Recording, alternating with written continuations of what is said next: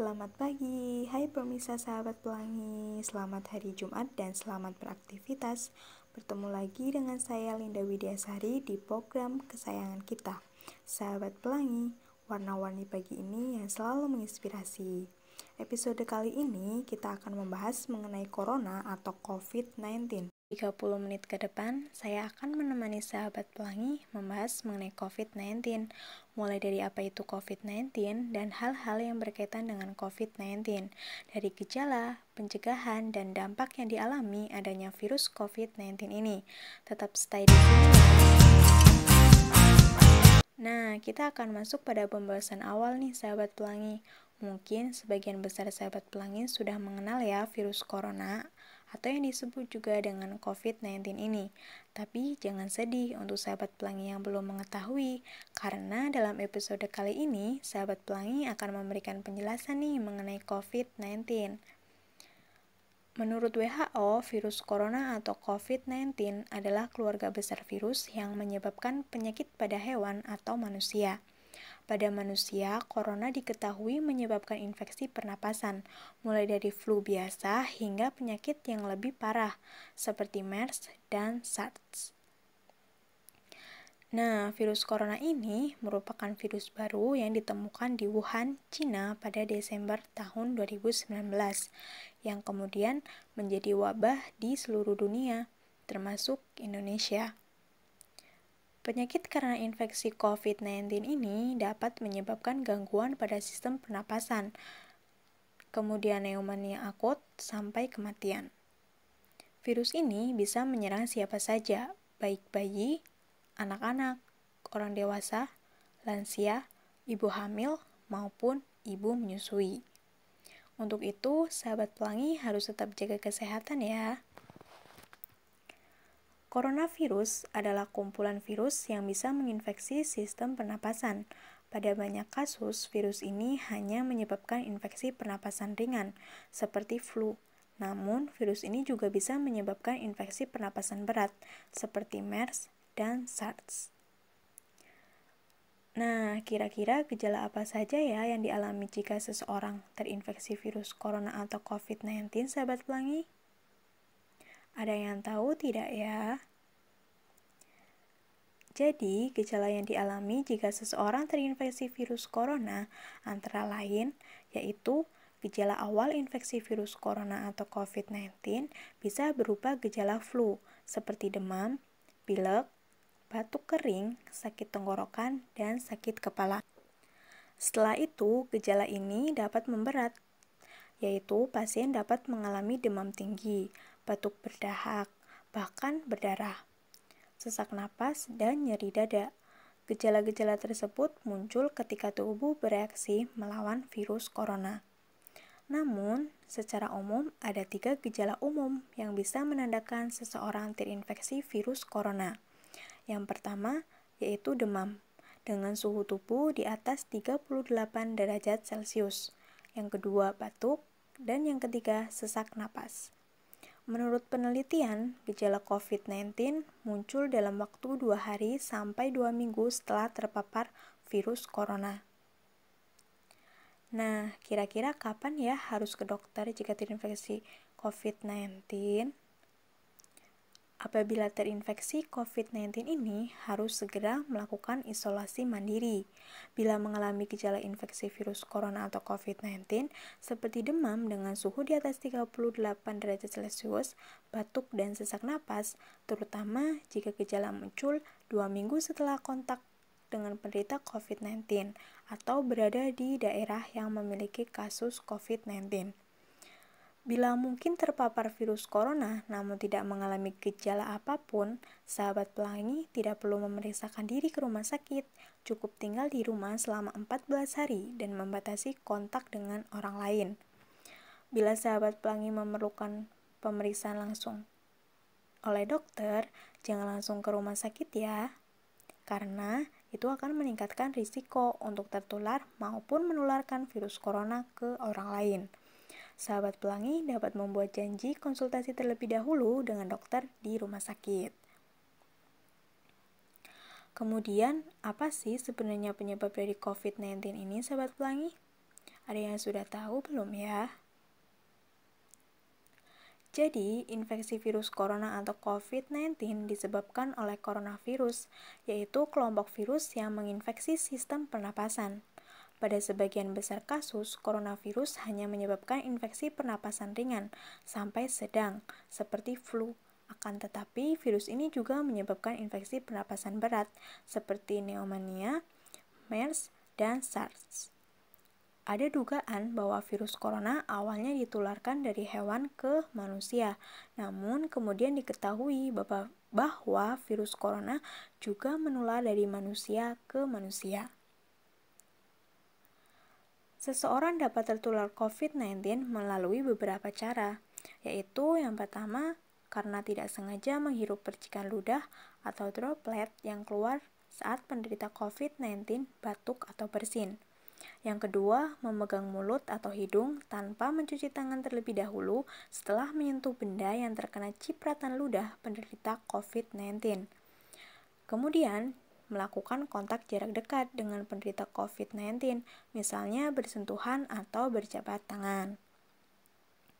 Virus corona atau COVID-19 ini dapat menginfeksi siapa saja, tetapi efeknya akan lebih berbahaya atau bahkan fatal bila terjadi pada orang lanjut usia, ibu hamil, orang yang memiliki penyakit tertentu, perokok, atau orang yang daya tahan tubuhnya lemah. Bagaimana ya sahabat pelangi mengenai diagnosis virus corona atau COVID-19? Untuk menentukan apakah pasien terinfeksi virus corona, dokter akan menanyakan gejala yang dialami pasien. Dokter juga akan bertanya apakah pasien berpergian atau tinggal di daerah yang memiliki kasus infeksi virus corona sebelum gejala muncul. Guna memastikan diagnosis COVID-19, dokter akan melakukan pemeriksaan lanjut, yaitu yang pertama, rapid test sebagai penyaring. Yang kedua, tes usap tenggorokan untuk meneliti sampel dahak atau tes PCR. Kemudian, rongsen dada untuk mendeteksi infiltrat atau cairan di paru-paru, dan pengobatan virus corona atau COVID-19. Infeksi virus corona atau COVID-19 belum bisa diobati dan belum menemukan vaksin yang tepat untuk pengobatan virus corona ini. Tetapi ada beberapa langkah yang dapat dilakukan dokter untuk meredakan gejalanya dan mencegah penyebaran virus. Yang pertama yaitu merujuk penderita COVID-19 untuk menjalani perawatan dan karantina di rumah sakit yang ditunjuk. Yang kedua, memberikan obat pereda demam dan nyeri yang aman dan sesuai kondisi penderita. Yang ketiga, menganjurkan penderita COVID-19 untuk melakukan isolasi mandiri dan istirahat yang cukup. Yang keempat, menganjurkan penderita COVID-19 untuk banyak minum air putih untuk menjaga kadar cairan tubuh. Kemudian yang kelima yaitu komplikasi virus corona atau COVID-19. Namun, pada kasus yang parah, infeksi virus corona bisa menyebabkan beberapa komplikasi serius, yaitu pneumonia atau infeksi paru-paru, infeksi sekunder pada organ lain, gagal ginjal, acute cardiac injury, acute respiratory distress syndrome, bahkan hingga kematian. Untuk mencegah COVID-19 ini, ada beberapa cara yang dapat dilakukan nih sahabat pelangi. Yang pertama yaitu menerapkan physical distancing, yaitu menjaga jarak minimal 1 meter dari orang lain. Dan jangan dulu keluar rumah, kecuali jika ada keperluan mendesak. Yang kedua, gunakan masker saat beraktivitas di tempat umum atau keramaian. Yang ketiga, rutin mencuci tangan dengan air dan sabun atau hand sanitizer yang mengandung alkohol minimal 60% setelah beraktivitas di luar rumah atau di tempat. Kemudian dengan meningkatkan daya tahan tubuh dengan pola hidup sehat. Kemudian jangan menyentuh mata, mulut, dan hidung sebelum mencuci tangan. Menghindari kontak langsung dengan penderita atau orang yang dicurigai menderita COVID-19. Menutup mulut dan hidung dengan tisu saat batuk atau bersin, kemudian buang tisu ke tempat sampah. Menghindari berdekatan dengan orang yang sedang sakit demam, batuk, atau pilek. Menjaga kebersihan benda yang sering disentuh dan kebersihan lingkungan, termasuk kebersihan rumah. Untuk orang yang diduga terkena COVID-19 atau termasuk kategori ODP, orang dalam pemantauan, maupun PDP, yaitu pasien dalam pengawasan, ada beberapa langkah yang bisa dilakukan agar virus corona atau COVID-19 tidak menular ke orang lain, yaitu dengan jangan keluar rumah kecuali untuk mendapatkan pengobatan. Bila ingin ke rumah sakit, saat gejala bertambah berat, sebaiknya hubungi dulu pihak rumah sakit untuk menjemput. Lakukan isolasi mandiri dengan cara tinggal berpisah dari orang lain untuk sementara waktu. Bila tidak memungkinkan, gunakan kamar tidur dan kamar mandi yang berbeda dengan yang digunakan oleh orang lain. Larang dan cegah orang lain untuk mengunjungi atau menjenguk sampai benar-benar sembuh. Sebisa mungkin, jangan lakukan pertemuan dengan orang yang sedang sakit. Kemudian, hindari berbagai penggunaan alat makan dan minum, alat mandi, serta perlengkapan tidur dengan orang lain. Pakai masker dan sarung tangan bila sedang berada di tempat umum atau sedang bersama orang lain. Gunakan tisu untuk menutup mulut dan hidung bila batuk atau bersin, lalu segera buang tisu ke tempat sampah.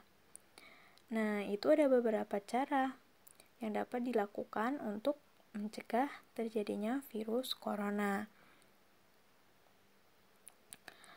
Berkaitan dengan COVID-19, ada beberapa istilah nih sahabat pelangi yang terkait dengan COVID-19. Kira-kira sahabat pelangi sudah tahu belum ya? Nah, mungkin sahabat pelangi sudah pada tahu ya mengenai social distancing. Nah, social distancing inilah yang menjadi salah satu dari sekian banyak istilah yang terkait dengan virus corona atau COVID-19. Untuk episode kali ini, kita akan membahas beberapa istilah nih sahabat pelangi. Simak berita selengkapnya ya.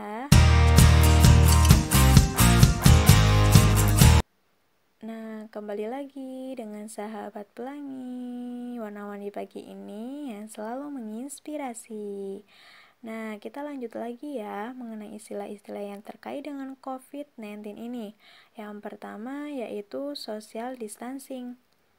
Menurut Center for Disease Control and Prevention (CDC), arti istilah social distancing atau pembatasan sosial adalah menghindari tempat umum, menjauhi keramaian, dan menjaga jarak optimal 2 meter dari orang lain. Dengan adanya jarak, penyebaran penyakit ini diharapkan dapat berkurang. Istilah yang kedua yaitu isolasi dan karantina. Kedua istilah terkait virus corona ini merujuk pada tindakan untuk mencegah penularan virus corona dari orang yang sudah terpapar virus ini ke orang lain yang belum. Nah, perbedaannya, isolasi memisahkan orang yang sudah sakit dengan orang yang tidak sakit untuk mencegah penyebaran virus corona. Sedangkan karantina memisahkan dan membatasi kegiatan orang yang sudah terpapar virus corona, namun belum menunjukkan gejala. Berbagai pakar menganjurkan untuk melakukan karantina di rumah atau isolasi mandiri selama sekitar 14 hari. Selama karantina, sahabat pelangi ini dianjurkan ya untuk tinggal di rumah sambil menjalani pola hidup bersih dan sehat, tidak bertemu orang lain, dan menjaga jarak setidaknya 2 meter dari orang-orang yang tinggal serumah. Kemudian yang ketiga yaitu lockdown. Nah, istilah lockdown berarti karantina wilayah, yaitu pembatasan pergerakan penduduk dalam suatu wilayah, termasuk menutup akses masuk dan keluar wilayah. Penutupan jalur keluar masuk serta pembatasan pergerakan penduduk ini dilakukan untuk mengurangi kontaminasi dan penyebaran penyakit COVID-19. Yang kemudian yaitu pasien dalam pengawasan atau PDP dan orang dalam pemantauan atau ODP. PDP dan ODP merupakan definisi yang digunakan untuk mengelompokkan individu berdasarkan yang pertama itu gejala demam dan atau gangguan pernapasan. Yang kedua, riwayat perjalanan ke daerah pandemi infeksi virus corona atau tinggal di daerah tersebut selama 14 hari terakhir sebelum gejala timbul. Yang ketiga, riwayat kontak dengan orang yang terinfeksi atau diduga terinfeksi COVID-19 dalam 14 hari terakhir sebelum gejala timbul. Secara umum, ODP dan PDP bisa dibedakan dari gejala yang dialami. Pada ODP, gejala yang muncul hanya salah satu antara demam atau gangguan pernapasan, seperti batuk, pilek, sakit tenggorokan, dan sesak napas. Sedangkan pada PDP sudah ada gejala demam maupun gangguan pernapasan.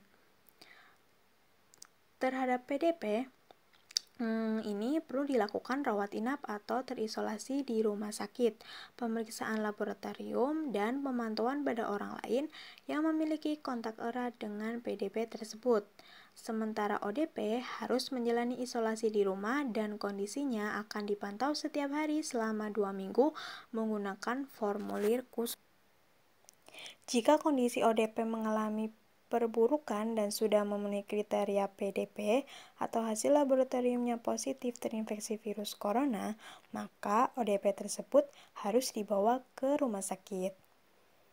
Nah, kemudian kita akan membahas mengenai upaya pemerintah dalam menekankan dampak adanya COVID-19. Kira-kira apa saja ya sahabat pelangi? Jadi, sesuai dengan pernyataan dari Presiden Jokowi bahwa beliau telah mengumumkan adanya 6 program jaringan pengamanan sosial dalam upaya menekan dampak COVID-19. Yang pertama yaitu PKH atau Program Keluarga Harapan, di mana jumlah penerima dari 9,2 juta menjadi 10 juta keluarga penerima manfaat. Besaran manfaatnya dinaikkan 25%. Misalnya ibu hamil naik dari 24 juta menjadi 3 juta per tahun distabilitas menjadi 2,4 juta per tahun, dan kebijakan ini efektif April 2020. Kemudian kebijakan kedua yaitu mengenai kartu sembako, di mana jumlah penerimanya akan dinaikkan menjadi 20 juta penerima manfaat dan nilainya naik 30% dari 150.000 menjadi 200.000 dan akan diberikan selama 9 bulan. Program ketiga yaitu Kartu Prakerja yang anggarannya dinaikkan dari 10 triliun menjadi 20 triliun. Jumlah penerima manfaat menjadi 5,6 juta orang, terutama ini untuk pekerja informal dan pelaku usaha mikro dan kecil yang terdampak COVID-19, dan nilai manfaatnya adalah 650.000 sampai 1 juta per bulan selama 4 bulan ke depan. Kemudian yang keempat yaitu terkait tarif listrik untuk pelanggan listrik 450 yang sekiranya sekitar 24 juta pelanggan akan digratiskan selama 3 bulan ke depan, yaitu April, Mei, Juni tahun 2020. Sementara untuk tarif pelanggaran 900 EV yang selanjutnya sekitar 7 juta pelanggan akan didiskon 50% atau membayar separuh saja untuk April, Mei, dan Juni tahun 2020. Yang kelima, untuk mengantisipasi kebutuhan pokok, pemerintah mencadangkan dana sekitar 25 triliun untuk operasi pasar dan logistik. Kemudian yang keenam yaitu keringanan pembayaran kredit bagi para pekerja informal, baik ojek online, sopir taksi, UMKM, nelayan dengan penghasilan harian dan kredit di bawah Rp 10 miliar. Kemudian, bagaimana ya dampak COVID-19 ini terhadap dunia pendidikan? Nah, dengan adanya virus corona ini, pemerintah pusat hingga daerah mengeluarkan kebijakan untuk meliburkan seluruh lembaga pendidikan. Hal tersebut dilakukan sebagai upaya pencegahan penyebaran luasan penularan virus corona ini. Diharapkan seluruh lembaga pendidikan tidak melakukan aktivitas seperti biasanya. Hal ini untuk meminimalisir penyebaran virus corona. Kebijakan lockdown atau karantina dilakukan sebagai upaya mengurangi interaksi banyak orang yang dapat memberi akses pada penyebaran virus corona. Sesuai data yang diperoleh dari UNESCO, hingga saat ini ada 39 negara yang menerapkan penutupan sekolah. Negara Cina yang paling memiliki jumlah pelajar yang paling banyak, kebijakan penutupan di negara-negara tersebut berdampak hampir 421,4 juta anak-anak dan remaja dunia. Kemudian mulai dari PAUD, TK, SD, SMP, SMK, SMA, dan yang sederajat hingga perguruan tinggi melalui proses belajar mengajar melalui online dengan memanfaatkan aplikasi WhatsApp dan lain sebagainya. Kemudian, di Indonesia beberapa kampus, baik PTN maupun PTS, mulai menerapkan kebijakan kegiatan belajar mengajar jarak jauh atau kuliah online dengan memanfaatkan aplikasi pembelajaran online seperti Edmodo, Google Classroom, Zoom, dan lain sebagainya. Nah, ada informasi tambahan nih sahabat pelangi. Menurut seorang psikolog, yaitu Dr. Seto Mulyadi atau yang kerap disapa dengan Kak Seto, mendorong para orang tua menerapkan cara gembira kepada anak-anak yang merupakan kepanjangan dari gerak, emosi cerdas, makan dan minum sehat, beribadah di rumah, istirahat, rukun, dan aktif berkarya selama karantina menghadapi COVID-19. Mengapa ya hal ini perlu dilakukan?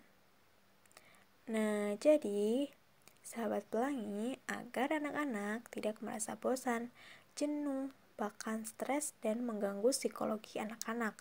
Untuk itu, sahabat pelangi juga harus tetap bahagia ya dan dapat menerapkan cara gembira ini nih.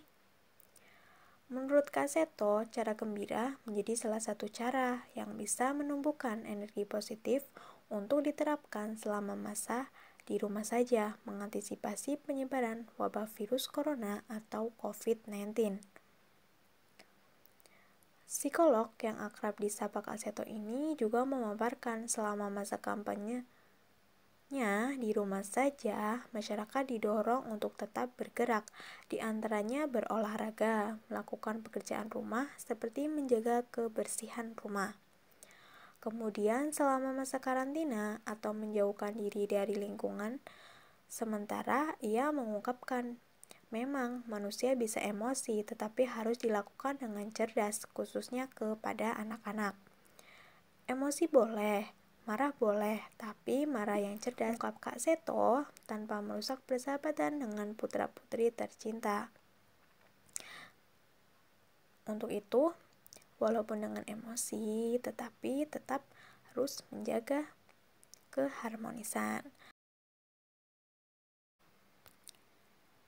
Berikutnya, makan dan minum yang sehat dan bergizi untuk kesehatan keluarga. Kemudian beribadah atau berdoa dari rumah, serta melakukan istirahat sekaligus memperbaiki kondisi tubuh yang selama ini terlalu lelah dalam bekerja.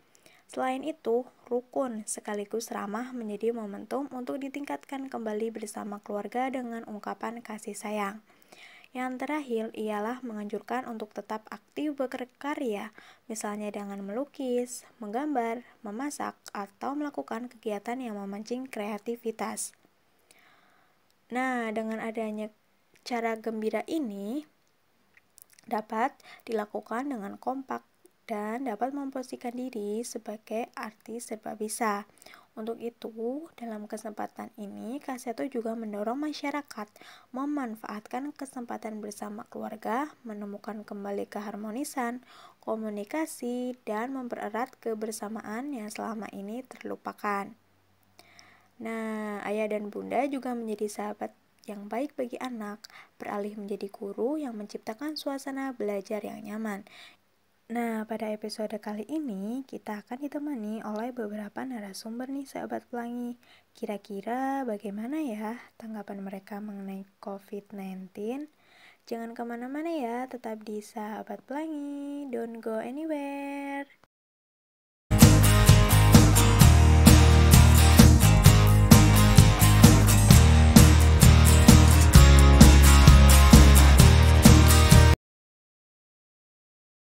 lagi dengan saya Linda Widiasari di program kesayangan kita, Sahabat Pelangi, warna-warni pagi ini yang selalu menginspirasi. Dalam episode kali ini, Sahabat Pelangi, kita akan kedatangan beberapa narasumber nih untuk diwawancarai mengenai COVID-19. Kira-kira siapa aja ya? Penasaran nggak nih?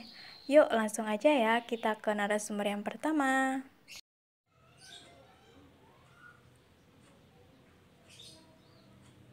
Halo, selamat pagi. Dengan Mbak Rosalia. Selamat pagi. Iya, Mbak, betul. Bagaimana kabarnya, Mbak?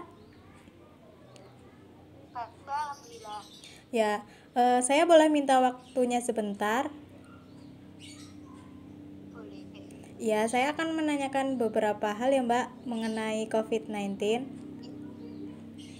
Iya, Mbak. Ya, gini, Mbak. Bagaimana keadaan COVID-19 di daerah Mbak Rosa? Kalau di daerah saya kan di Kabupaten Magelang ya, Mbak ya. Kalau hitungannya itu ya masih dalam keadaan atau status siaga seperti itu, walaupun tidak begitu parah seperti di Kota Magelang. Oh, seperti itu ya, Mbak. Kemudian dampak positif maupun negatif yang Mbak Rosa alami dengan adanya COVID-19 ini apa ya, Mbak? Kalau dampak negatifnya itu, kalau menurut saya banyak orang yang kehilangan pekerjaannya. Yang kedua itu suasananya jadi canggung gitu, Mbak. Yang ketiga ruang gerak kita menjadi lebih terbatas. Kemudian kalau dampak positifnya itu jadi lebih sering cuci tangan dan cinta kebersihan seperti itu. Kemudian dari segi keluarga juga jadi lebih sering kumpul. Itu, Mbak. Ya, Mbak Rosa ini seorang mahasiswa kan ya?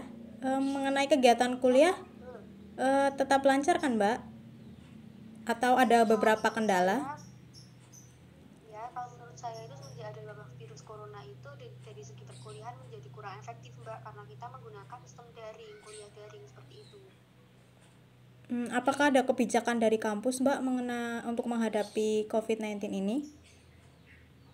Kebijakan dari kampus, kita perkuliahan itu diundur, jadi kita masuk kuliah atau kita UASnya itu online, Mbak, seperti itu. Tapi dari segi liburnya kita masih menunggu dari informasi selanjutnya, Mbak. Kalau situasinya mendukung kita masuk pada tanggal 30 April, tapi kalau tidak mendukung kita tes UASnya itu online seperti itu. Menurut Mbak Rosa, dengan adanya kuliah online ini efektif nggak sih? Kurang efektif, Mbak, karena tidak semua mahasiswa itu mempunyai sinyal dan juga kuota yang cukup seperti itu. Jadi letak rumahnya yang tidak strategis atau yang lebih pedesaan itu biasanya tidak ada sinyal, jadi mereka kesulitan dalam mengakses ujian atau soal-soal seperti itu, Mbak. Ya, baik Mbak. Kemudian menurut Mbak Rosa, kebijakan dari pemerintah sudah cukup efektif belum Mbak dalam menghadapi COVID-19 ini? Menurut saya sendiri pribadi itu kurang efektif, Mbak, karena dilihat dari beberapa hal yang telah dilakukan oleh pemerintah itu terkesan kurang langsung ke intinya, seperti mereka membeli rapid test ataupun mereka juga membebaskan narapidana umum. Seperti menurut saya itu bukan langkah yang kurang mantap seperti itulah, Mbak. Iya, kurang tepat. Kemudian apa harapan Mbak Rosa untuk kedepannya mengenai COVID-19 ini? Harapannya semoga ya cepat hilang ya, Mbak ya, jadi situasinya itu menjadi seperti biasa, kembali normal. Ya. Dan dari pemerintah sendiri semoga ya lebih mempersiapkan segala hal dengan matang, kemudian memperkuat koordinasi dan juga komunikasi antar jajarannya seperti itu. Ya, terima kasih ya Mbak atas jawaban dan waktunya. Ya, terima kasih. Nah, jadi tadi adalah hasil wawancara kita dengan salah satu mahasiswa dari Universitas Tidar, yaitu Mbak Rosalia. Nah, kita lanjut lagi ya ke narasumber lainnya.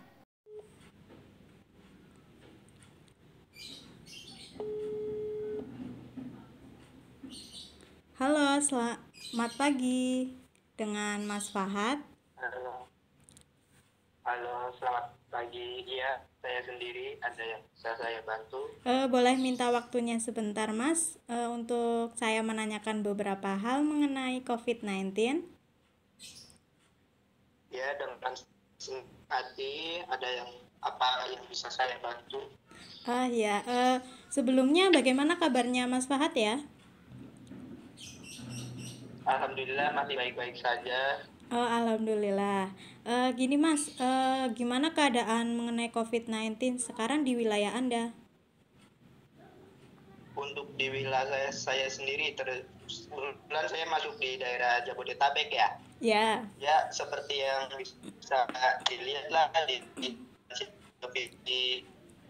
mana di penyebaran virus COVID-19 di daerah Jabodetabek. Sebenarnya cukup mengkhawatirkan. membuat apa ya, mengkhawatirkan iya sih, tapi ya ada positif ada negatifnya dah. Ya. Kemudian, apakah dampak yang Mas rasakan dengan adanya virus corona atau COVID-19 ini? Eh, eh, dampak ya, Ya, dampak buruk maupun dampak dampaknya sih positifnya. cukup, dampaknya mah berpengaruh banyak dari negatif dah. Ya, Negatifnya itu apa ya?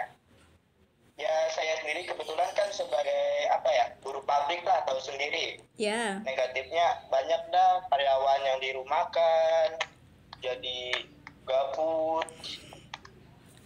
rebahan terus apa sih, nggak bisa keluar kemana-mana, jadi aktivitas di luar rumah itu kayak dibatasi lah, dibatasi, jadi cuman diem aja di kontrakan, nggak ada kegiatan. Untuk dampak positifnya sih apa ya, ya ada rebahan terus di rumah, terus apa jadi cuci kaki, terus rebahan, banyak makan, banyak konsumsi makan dah. Mungkin itu sih, gak terlalu ini. Mas Fahad ini kan seorang karyawan ya. Apakah ada kebijakan dari PT-nya tentang penanganan COVID-19 ini? Kebijakan di pabrik ya? Ya. Kebijakan di pabrik mah apa ya? Idenya mah setiap karyawan itu mewajibkan penggunaan masker di area pabrik. Terus juga apa ya? Sebelum memasuki plant, cuci tangan, pemakaian masker, terus penyemprotan disinfektan, itulah namanya. Kemudian, Ya, terus kemudian hal-hal divisi juga ya tetap dijaga ya. Ya, kemudian hal-hal apa saja ya yang Mas lakukan dalam mencegah virus corona? Saya sendiri sih lebih ke jaga kebersihan aja ya, jaga kebersihan, terus keluar rumah menggunakan masker, ya hanya pada umumnya dah, cukup gitu aja. Oh ya, kemudian jaga jarak, social distancing. Ya, kemudian bagaimana tanggapan Anda mengenai kebijakan pemerintah yang menerapkan sistem lockdown dan himbauan untuk tidak mudik? Untuk kebijakan pemerintah untuk sistem lockdown sendiri sebenarnya sudah apa ya, Efektif. baiklah pemerintah efektif gitu untuk memutus rantai apa namanya, penyebaran virus corona.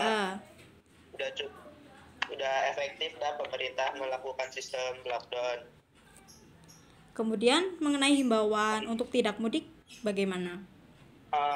Untuk saya sendiri, kita masih menunggu informasi selanjutnya apakah diperkenankan untuk mudik atau mungkin ada kebijakan lain dari pihak rumah, maksudnya pemerintahan di kampung halaman mungkin, atau mungkin apa, masih menunggu kepastiannya bagaimana kelanjutan penanganan untuk himbauan tersebut. Kalau tidak diperkenankan mudik ya dengan berat hati. Tidak kalau mudik. Masih ada apa, intinya apa sih namanya ya, Ke- kebijakan kebijakan. lain ya. Dari pihak kampung halaman mungkin, atau mungkin apa, kita tunggu selanjutnya, info selanjutnya. Ya, semoga bisa tetap mudik ya, Mas. Iya, Ya, kemudian apa sih harapan Anda untuk kedepannya mengenai COVID-19 ini? harapan kedepannya semoga virus COVID-19 ini cepat hilang, maksudnya cepat Reda. apa sih, mereda, hilang dari Indonesia, tetap Ya, agar bisa beraktivitas seperti sedia kala. ya, amin ya. Semoga virus coronanya ini bisa cepat mereda. Mungkin sekian dulu ya, Mas. Beberapa Ya, pertanyaan yang saya ajukan. Terima kasih atas waktunya. iya, sama-sama Mbak. Nah, tadi itu dari narasumber kita yang kedua, yaitu Mas Fahad, seorang karyawan dari PT di salah satu kota Bogor. Nah, kemudian kita lanjut lagi ya ke narasumber yang ketiga. Apakah dampak yang Ibu alami dengan adanya virus corona? Oh, dampak yang saya alami dengan adanya virus corona yaitu sulit melakukan kegiatan rutin seperti biasa karena aktivitas sudah dibatasi seperti berpergian jauh, keluar rumah, kemudian dengan sulit mendapatkan akses jalan karena adanya kebijakan lockdown. Dan oleh karena itu saya kan biasanya juga berdagang keliling, yaitu Iya. ke jalan ganggang itu biasanya sekarang ditutup. Jadi saya kan Sulit. untuk itulah berkeliling Oh, gitu. ya. Kemudian hal-hal apa yang Ibu lakukan untuk mencegah penyebaran virus corona? Hal yang dilakukan saya untuk mencegah virus corona yaitu dengan cuci tangan sebelum makan, setelah berpergian, intinya dengan selalu menjaga kebersihan, kemudian menyediakan tempat cuci tangan gitu. Oh ya. Kemudian bagaimana sih tanggapan Ibu mengenai kebijakan pemerintah terhadap sistem lockdown? Yang dengan adanya kebijakan dari pemerintah mengenai sistem lockdown, adanya setujunya karena dapat mencegah penyebaran virus corona atau COVID-19. Ya. Kemudian apakah kebijakan pemerintah yang sudah Ibu rasakan mengenai 6 program jaringan sosial yang diupayakan oleh pemerintah dalam menekankan dampak COVID-19? Contohnya itu ya, seperti subsidi listrik. Apakah Ibu sudah menerimanya atau belum? Atau ada hal-hal lain yang sudah Ibu terima? Dari 6 program tersebut, dampak yang saya rasakan yaitu pada subsidi listrik yang disediakan pemerintah dengan mendapatkan listrik gratis selama 3 bulan. Oh, seperti itu. Kemudian apakah harapan Ibu untuk kedepannya mengenai virus corona ini? Harapan saya yaitu kedepannya virus corona ini dapat segera mereda dan dapat kembali beraktivitas seperti biasanya, keadaan menjadi normal kembali, dan saya juga bisa berdagang di keliling komplek saya gitu. Ya. Terima kasih ya Bu atas waktunya. Sama-sama. Dan narasumber kita yang ketiga itu adalah Ibu Septi. Dia adalah seorang pedagang keliling di Desa Jatinegara RT 2 RW 1 Kecamatan Sempor, Kabupaten Kebumen, Provinsi Jawa Tengah.